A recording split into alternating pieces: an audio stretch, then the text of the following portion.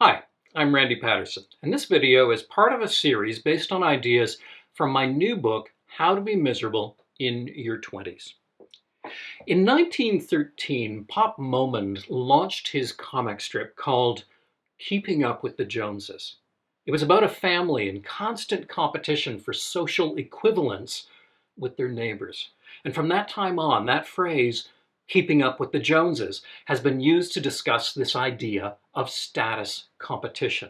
This was given a modern twist in Alain de Botton's book, Status Anxiety. The other theory, by the way, is that the term came from a wealthy family named Jones in New York who built a mansion in the Hudson Valley that everybody tried to outdo. Anyway, like virtually everything else we do, the idea is largely based on a prediction about what will make us happy. If I can maintain a kind of social parity with the neighbors, I'll be content and satisfied with my life. Well, it turns out that human beings are terrible at making this kind of prediction. A lot of us spend most of our lives pursuing something that, even if we get it, won't actually make us happy. The whole concept is still relevant. I know people who feel sick with envy about something that someone they know has achieved. She is a full professor at the university. He owns his own business. She lives in that shishi neighborhood. He's married to that great person. The weird thing is that we can feel this envy even if we don't actually want what the other person has. I have a button a little like a doorbell in my office that I can bring out and say, press the button and you can have what that person has. And most people don't actually want to press the button. They're envious. They're making themselves unhappy with the comparison, but they don't actually want to be married to that person or to be a full professor. Well, great and all, but what's this got to do with the title of this post? Well, let me start by pointing out that all this idea of social comparison predated computers and the internet and social media by a long way. You don't need any of those things to have this problem. But social media has made it more intense. Keeping up with the Joneses more or less implied that these were your neighbors. You lived near them. You saw their actual lives. Maybe they kept some stuff hidden, like their bank account or, weird Aunt Mabel in the upstairs bedroom, but you more or less saw who they were. So what about social media? What do you see?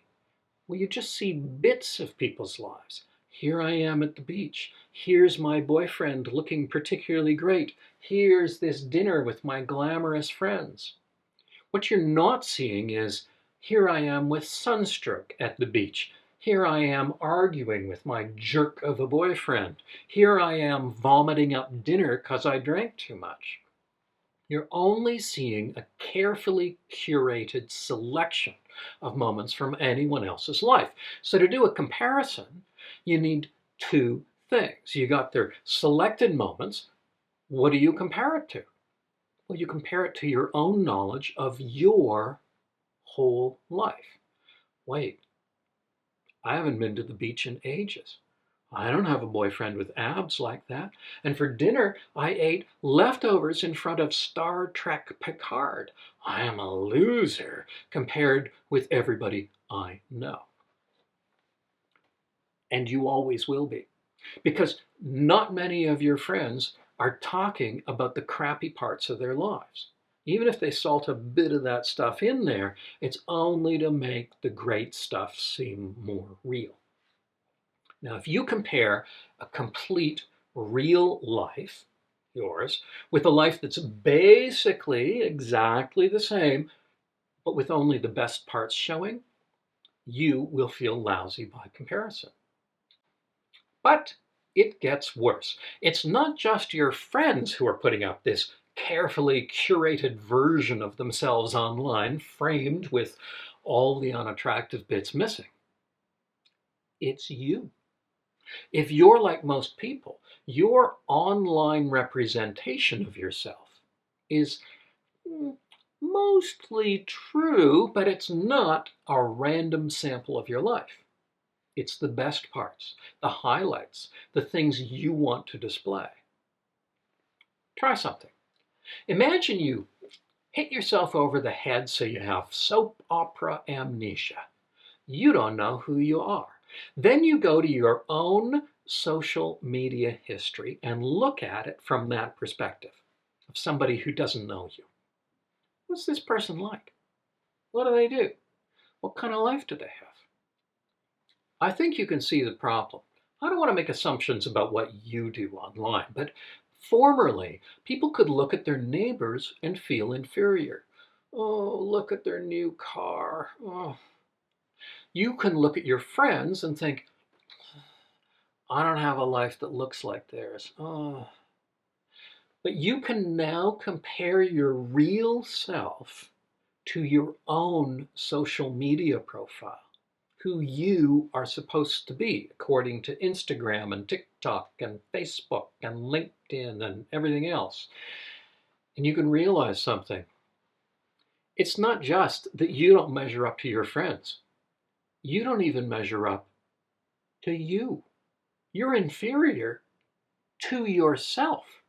And you know what that means. You better not tell people too much. Don't let them too close. Don't overshare, or they'll figure out that you're not who you claim to be.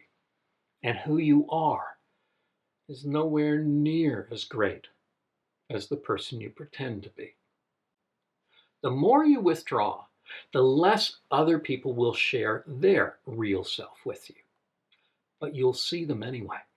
Avoid contact, and you'll rely even more on social media to see what they're like. And of course, you won't measure up.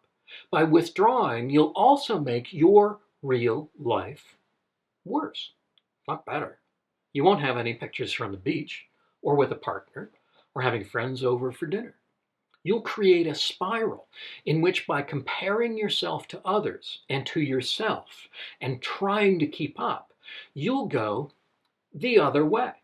And that gap between what you present and what you want to be and who you are will get wider and wider and wider. And that is one of the best superhighways into misery that I know. All you have to do is not take the exit ramp.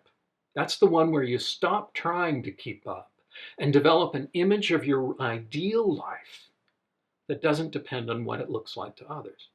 It's the one where if social media is degrading your life, you shrink it and expand your real life instead.